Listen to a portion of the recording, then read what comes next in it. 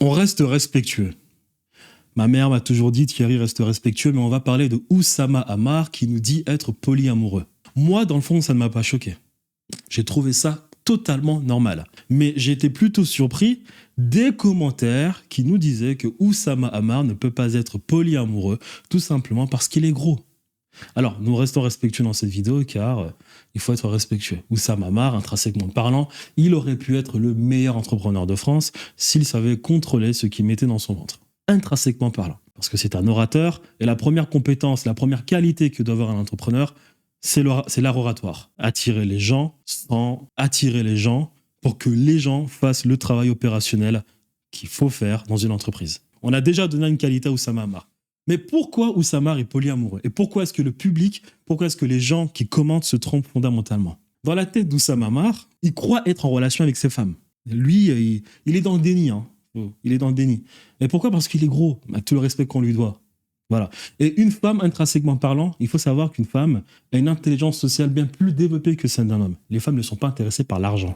Elles vont regarder, si une femme vous parle d'argent, c'est parce que quelque part, elle cherche sa sécurité. Mais une femme va regarder tout ce qui relève des qualités sociales, du capital social de l'homme et entrer dans une forme d'admiration avant de tomber amoureuse d'un homme. Donc le parler, l'éloquence, l'art oratoire, la capacité d'un homme à sympathiser avec des étrangers, quel est son comportement en société vis-à-vis des autres, l'argent aussi, parce que l'argent c'est une forme de qualité sociale. Elles vont regarder tout ceci.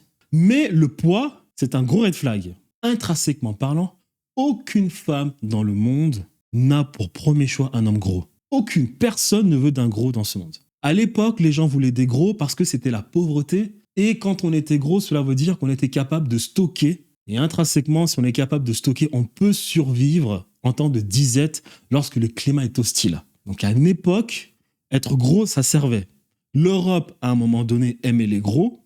L'Afrique, actuellement, certains pays aiment les gros parce que, à des moments différents, il y avait de la pauvreté dans ces pays. Quand aujourd'hui, il est en Afrique, l'Afrique n'a pas toujours aimé les grosses. L'Afrique a été le continent le plus riche avant les invasions. Aujourd'hui, l'Europe est riche. Donc, intrinsèquement, les grosses, c'est moins intéressant. Intrinsèquement parlant, aujourd'hui, lorsque vous êtes gros, vous envoyez des signaux très négatifs à la femme. Si vous voyez aujourd'hui des riches gros sortir avec de très belles femmes, ce ne sont pas les premiers choix de ces femmes. Jamais. Le premier choix est quelque part et ne veut pas de la femme. Voilà. Donc, Oussama Hamar, lui, pense qu'il est dans une relation avec ses femmes, mais en réalité, ce sont les femmes qui ne disent pas non à Oussama Hamar parce qu'elles ont détecté qu'Oussama Hamar a certaines qualités, comme justement faire de l'argent, il a des qualités sociales, il voyage, il se prend pas la tête, il a beaucoup de qualités sociales et il fait de l'argent. Donc, il est dans une place de la société très avantageuse.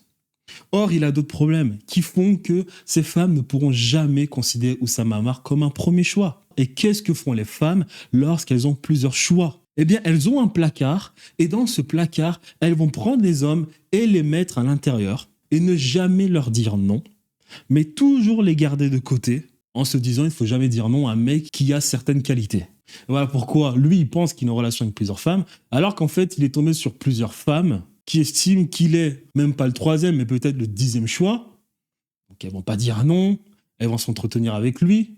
Et c'est comme ça qu'il parle avec plusieurs femmes et qu'il pense qu'il a plusieurs relations avec plusieurs femmes. Parce que lorsqu'une femme tombe sur son premier choix, il n'y a pas plus loyal qu'une femme amoureuse. Ça n'existe pas. Je ne dis pas sur une période indéterminée, mais sur une certaine période, la période où la femme est amoureuse, il n'y a pas plus loyal qu'une femme amoureuse. Elle ne veut pas parler à un autre homme. Voilà. Donc si une femme parle aujourd'hui à Oussama Hamar ou bien une personne grosse qui a de l'argent, c'est parce qu'elle estime qu'il a des compétences et qu'on ne peut pas dire non à un homme où j'ai pu détecter certaines compétences, comme déjà celle de l'argent qui est la compétence la plus importante aujourd'hui.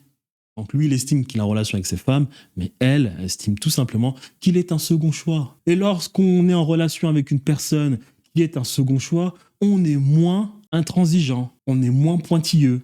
On laisse faire, on est moins regardant, on regarde ailleurs, on essaye toujours de voir s'il n'y a pas mieux ailleurs, mais on ne coupe pas la relation. Voilà pourquoi cet homme est polyamoureux. Parce que lui, il pense qu'il est en relation avec ses femmes, alors que ses femmes, elles, se disent juste que c'est un second choix.